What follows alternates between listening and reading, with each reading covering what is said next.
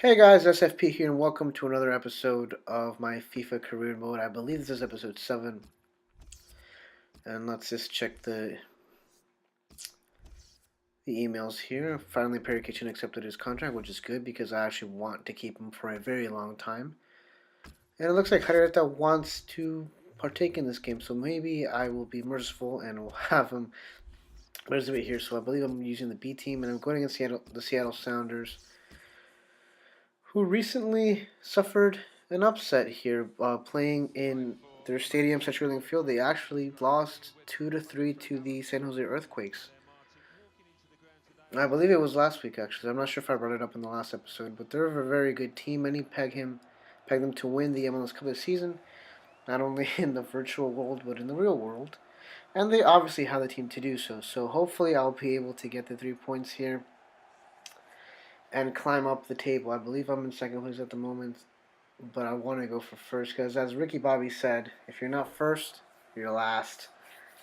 And the only reason I'm bringing up that line is because I just saw the movie yesterday again. And I think that is one of Will Ferrell's most underrated movies. I know many people bring up Step Brothers, and that's just a classic. But Talladega Nights is also a pretty solid film, in my opinion. Anyways, we see here the formation of the Sounders with Troy Perkins. That's interesting. I'm so used to seeing Stephen Fry. I'm not sure if maybe he got traded or sold, but this is obviously something new. And then Clint Dempsey and Kenny Cooper starting off. I'm surprised Obafemi Martins isn't starting.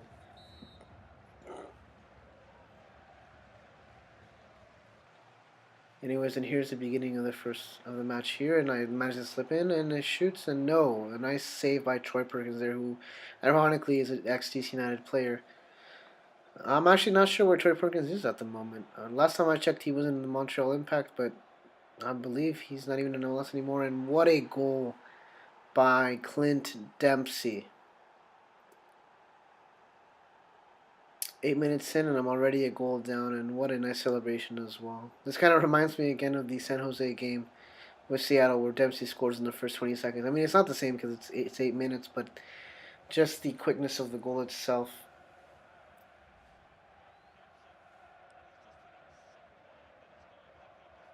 What a nice angle, and really, Dykstra didn't do anything, and I'm not sure he could have done anything to prevent that nice kick from going in.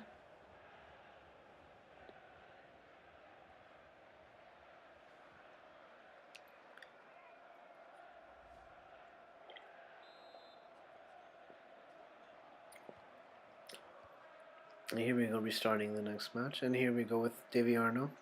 He passes it to Estrada, who apparently doesn't play in DC anymore. He plays for the Sacramento FC team. And here I shoot with, I want to say Doyle, but I'm not completely sure. And it's just wide. No, it was Arno. I don't know if you guys have noticed, but I'm a sucker for the finesse shot. So typically, my go-to is the finesse shot. And here we go, it's a corner kick. Nice header, no. And who gets the ball here? Oh, and that's half actually. So the score is 1-0, Seattle's winning. And the Seattle Sounders fans are obviously happy there, and we're unhappy. Now that the first half is in the books, hopefully we will regroup and manage to get the equalizer, and hopefully the winner as well in the next half. Look here, the New England Revolution are actually winning at the moment. So I'm going to switch Arieta here and put Doyle. And then Kitchen I'm going to switch for, I want to say Jeffrey. And that's it, huh? That's weird. I thought I would have put in Martin as well, but I guess I didn't.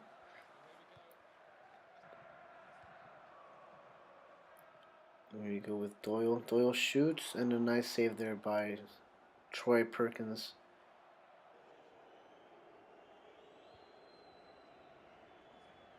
Estrada has the ball, passes it to Doyle. Doyle finds Davy Arno. Davy Arno shoots, and what a goal! What a goal by Davy Arno. I just like these types of goals, actually. These plays that build up and then it ends with the ball in the back of the net. Those are just the most beautiful ones. I'm glad I managed to get one here.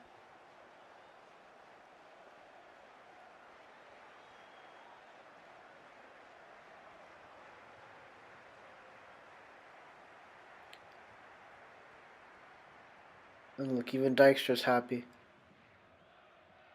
It's all square here, 1-1. This is David Reynolds' second goal. He's been such a key player for DC United last season. Him in the middle of the field, Perry Kitchen, they were basically unstoppable. Ooh, and then Estrada. Estrada's alone as well. Shoots the ex Seattle Sounders player, and again, it's just wide. And again, going for that finesse shot, and unfortunately, it was just too wide. And it looks like Andy Rose is coming out, and Gonzalo Pineda, I believe, is coming in, the Mexican international. Ah, and Martins is in as well. Pineda passes it to Rolf. Passes Doyle. Doyle shoots, and again, it's wide. In the 86th minute. That could have been the winner there.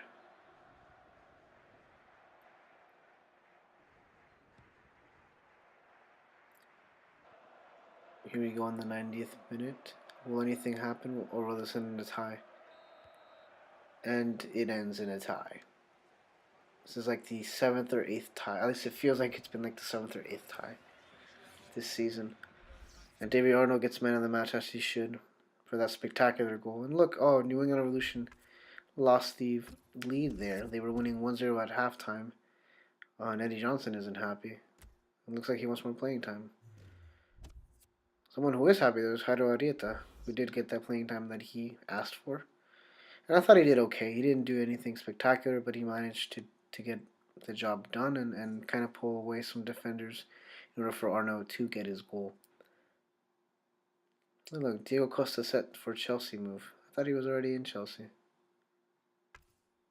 Oh wait, I'm stupid. This is probably still like going on technically in this transfer window, and I'm getting an offer for Bill Hamid, which, considering he's one of my 3 players that I don't want to sell, I probably won't sell him, but I'm just going to entertain the offers here. And 3 million seems to be the price to beat. However, 3 million, yeah, $3,300,000, 3.3 million, I should say. But I'm going to reject all of these, and some of you guys might find that a bit perplexing, but like I said, I wanted to keep 3 players all the way up to the retirement age. And Perry Kitchen's one, Bill Hamid's the second one. And Miguel Aguilar seems to want to go on the field as well, but as I said here, I will also be doing these squad reports monthly, and that's that time of the day. Or the month, I guess. Birnbaum's growing nicely, these youngsters here, Sean Franklin, Miguel Aguilar hasn't grown yet either. Eddie Johnson's unhappy. Fabian Espindo's unhappy as well, I believe. Or insecure because he hasn't scored in a while, which is not good for a striker. Now I'm putting my A team against the Toronto FC team.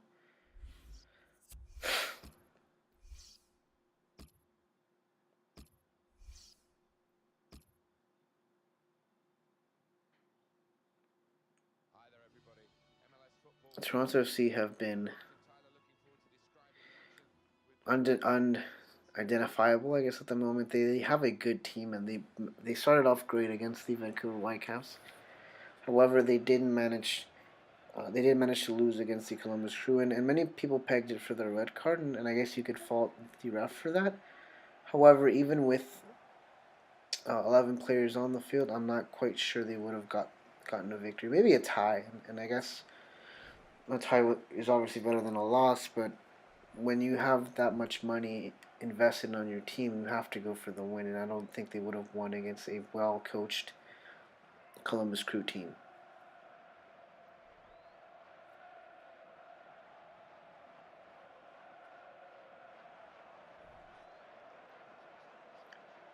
Here we go with my starting 11.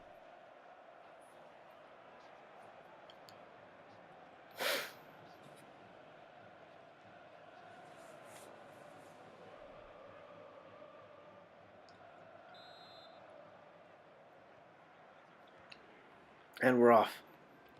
And Toronto FC have a breakthrough with DK. Bright DK cuts it in, shoots, and it's wide. Not much of a scare there for Bill Hamid. He managed to keep his cool. And now he's going to put the ball back in play. Toronto FC have the ball again with Jackson. Jackson Martinez. No, not Jackson Martinez. What am I saying? That's the player from Porto. Jackson shoots, and it's wide as well. And I almost managed to clip him there with Boswell. That would have been a close call there. It would have been a nice free kick in a good location. Now it's time for my attack. Silva passes it. And will Spindle be able to get it? No. And that's the end of the half, 0-0 so far. Not much to see here, but hopefully the second half will be more exciting.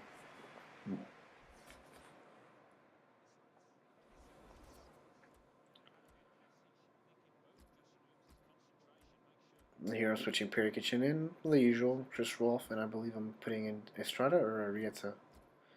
I'm putting Estrada for Fabi.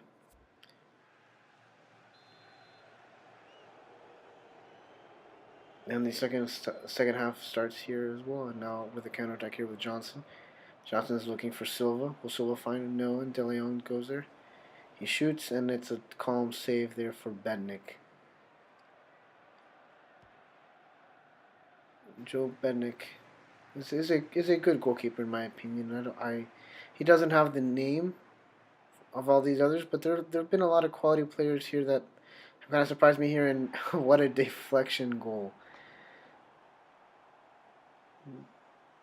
Taylor Kemp there with the own goal, and that's kind of embarrassing. I'm not sure why Bill Hamid didn't just stretch his arms there. I'm pretty sure he would have caught it.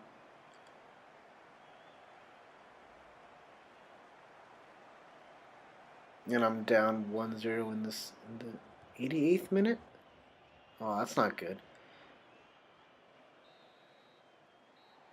And speaking about not good, that's how the game ends there. An own goal by Taylor Kemp gives Toronto FC the victory. And hopefully they'll be able to make the playoffs in this career mode, unlike their attempts to make it in real life. And yeah, that was a burn for Toronto FC fans. But in all seriousness, they should make the playoffs this season. There's no reason they should not make the playoffs. I think you have an upgrade in Altidore when comparing him to Defoe. And I'm not specifically stating the quality itself, but the chemistry he has with Bradley will be more beneficial, so to speak, than the type of chemistry that Bradley may have had with Defoe. I think the chemistry itself will make up for the lack of quality. Because they've Bradley and Alto obviously have played so many times together in the national team that they should be able to work like or run like clockwork. And here we go with the third game of this episode against the San Jose Earthquakes, I this who I believe actually today they will, because today is Sunday, they will strut their new stadium, and that's going to be very exciting. And I believe it's in Fox Sports 1 is where I can watch the game, and it's going to be very exciting. Another team getting a soccer-specific stadium is always a great moment. And here's hoping DC can get their stuff together and have that stadium up and running by 2017. Talking about soccer-specific stadiums, so I think I heard that the Seattle Sounders have actually extended their lease, so to speak, or agreement with CenturyLink Field to extend it up to 2020.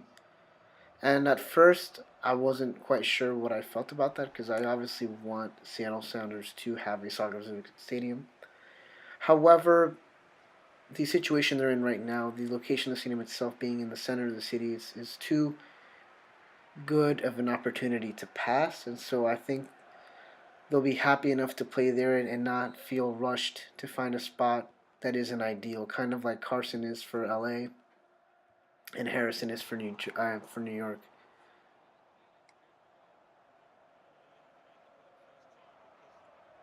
And at the same time, they can drive up interest on the not interest in the sport, but interest in going to games. I think the average I want to say the average attendance is about in the 30,000s. I want to say, I'm not sure if I'm being too gracious there, but hopefully they'll be able to build it up and have maybe 45, 50 weekly.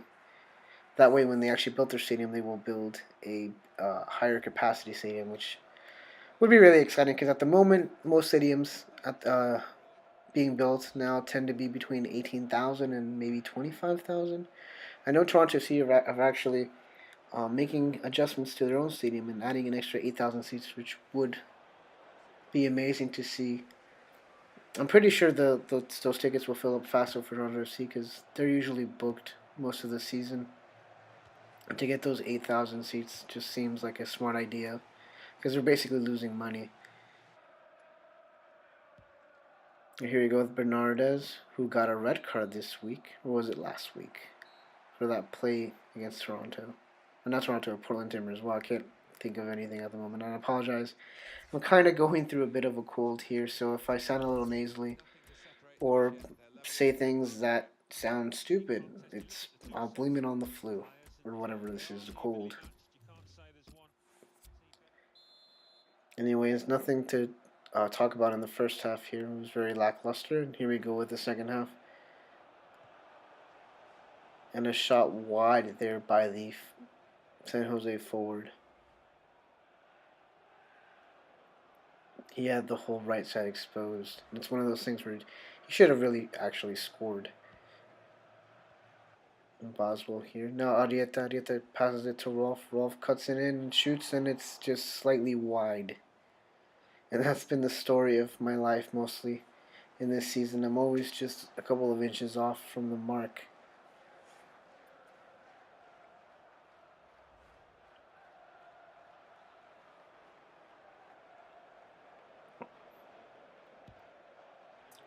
And that ball's being put back on field. And here we go with Eddie Johnson. Will Eddie Johnson be able to take on this San Jose defense by himself? Shoots.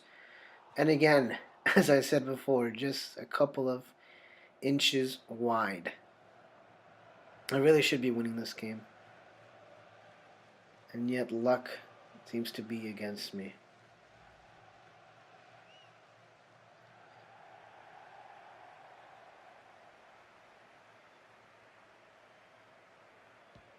Roman put it back on the field. And San Jose with Wondolowski. Wondolowski passes it to Selena. Selena centers the ball.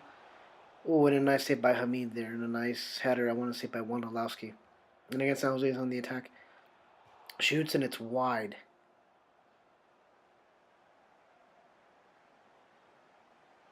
Makes me kind of wonder how big the actual goals are.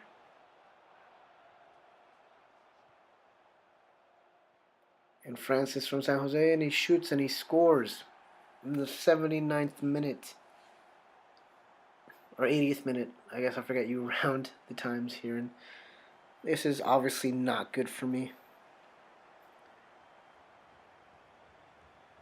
Bill Hamid is obviously disappointed, as he should be. I mean, we had the game there for the majority of the time, and we've honestly had more shots on goal than San Jose has, and they managed to break the deadlock here, which I mean should have done better, because they went straight at him. And here we go, trying to get the tie with Arieta shoots, and a nice calm save there by Grunbaum. And here we go in the 90th minute, and that's game, another loss. So this episode has been a little disappointing. I believe it's a loss, a tie, and a loss, or a tie, loss, loss. I can't remember here, but that's it for this episode, guys. Thank you for watching, and tune in later for the second episode of this week. Peace.